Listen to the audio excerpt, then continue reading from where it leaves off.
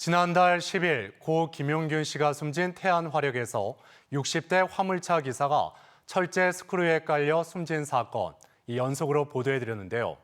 사고가 난 지 24일 만인 오늘 사고 현장이 최초로 공개됐는데 이 현장은 어수선했던 사고 당시 모습 그대로 멈춰 있었고 현재까지 법 위반만 130여 건이 확인됐습니다. 김태욱 기자입니다.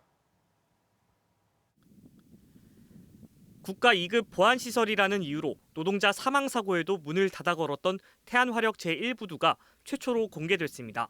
붉게 녹슨 대형 철제 스크루는 바닥에 널브러져 있고 화물차와 지게차는 고용노동부의 작업 중지 명령에 따라 사고 당시 모습 그대로 멈춰 있습니다. 태안화력 측은 화물차 기사가 스크루에 깔려 숨지기 전 신호수가 없었다는 보도에 사실이 아니라는 입장을 밝혔지만 노동부는 안전신호수 운영이 없었던 데다 스크루 상하차 작업관, 안전규정 미준수 등 다수의 위법 사항을 확인했다고 밝혔습니다. 산업안전보건감독 중간조사 결과 안전규정 미준수 등 약 130여 건의 위반 사항이 적발된 것으로 알려졌습니다. 서부발전 측은 그러나 이번 사고는 특수고용관계에 있지 않은 화물차주가 낸 불가피한 사고라는 입장만 되풀이했습니다. 제가 공사감독을 저는 10년을 했지만 그건 어떻게 할 방법이 없는 겁니다. 그 안전규정을 하나 또 제대로 다 지키고서는 이유가 있다라고 얘기를 하셔야죠. 노동계는 고 김용균 씨 사망 사고 이후에도 원청인 태안화력의 책임 회피성 태도와 열악한 노동 환경은 변함이 없다고 주장합니다.